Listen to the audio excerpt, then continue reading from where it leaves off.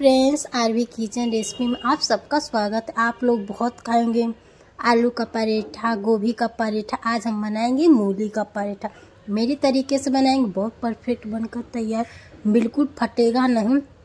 इस तरह से चलिए हम बनाना स्टार्ट करते। इस तरह से छील लीजिए मूली को। हम इस तरह से ताज़े मूली लिए थे। और सर्दियों के मौसम में पराठा ये सब बहुत मन करता है खाने के लिए। गर्मा गर्म पराठा बनाइए अपने फैमिली, आप भी खाइए। इस तरह से टिफ़िन ऑफिस में भी दे सकते हैं। इस तरह से हम सारे मूलियों को छील लेंगे एकदम परफेक्ट। इस तरह से छील लीजिए एक एक करके। देखिए हमने तीनों मूली को छील लिया इस तरह से। अब इसकी आगे और पीछे का पार्ट काट दीजिए इस तरह से। एकदम अच्छे से धोकर इसको एकदम अच्छे से इस तरह से कद्दूकस कर लीजिए। देखिए हमने कद्दूकस करके रख लिया है।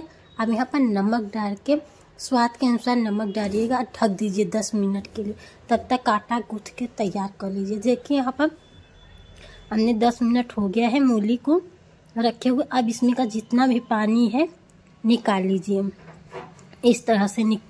हाथ या तो कोई भी आप कॉटन के कपड़े में डाल के भी इसको पानी इस तरह से निकाल सकते हैं। अब इस तरह से निकाल कर पानी को बिल्कुल फेंकना नहीं है, क्योंकि इसमें का पानी फेंक देंगे तो बिल्कुल अच्छा नहीं होगा। इसको लास्ट में बता रही हूँ क्या कर। अब इसी से आटा गूँथ दीजिए, बहुत टेस्टी और मुलायम बनकर तैयार हो जाए।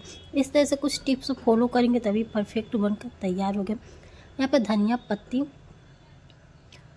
गरम मसाला, अजवाइन, इस तरह से मंगरेल, कुछ इस तरह से डालेंगे तभी स्वाद आपका परफेक्ट तैयार। देखिए हम नमक यहाँ पर पहले ही डाल दिए थे।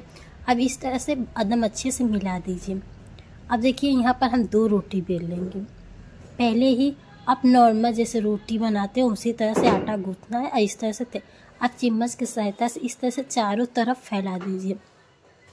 दूसरा टिप्स अभी लास्ट में कि बिल्कुल फटेगा नहीं आपका मूली का पराठा और डो बिल्कुल बाहर नहीं निकलेगा। इस तरह से बनाएंगे मेरे तरीके से। तो अब एक रोटी पे इस तरह से सारे मूली का शेप रख दीजिए, डो जो भी है।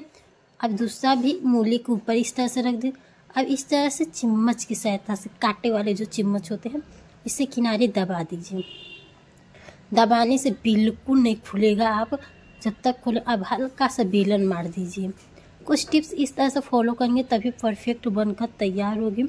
और अब इस तरह से तावे पे गरम हो गया है तावा, तो उस पर डाल दीजिए। जब तक हो गया दूसरी तरफ पलट दीजिए।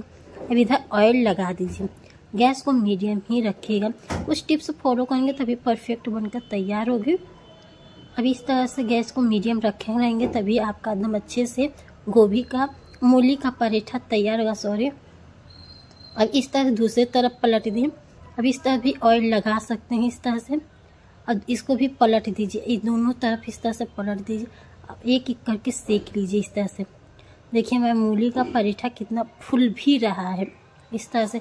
अब इसको प्लेट में निकाल लीजिए इस तरह से करके। अब इसके चटनी के साथ, चाय के साथ, जिसके साथ आपको अच्छा लगता है उसके साथ आप खाइए अपनी फैमिली को। अगर हमारी रेसिपी अच्छी लगती है प्लीज़ लाइक, सब्सक्राइब, शेयर करिए दोस्तों फैमिली के साथ।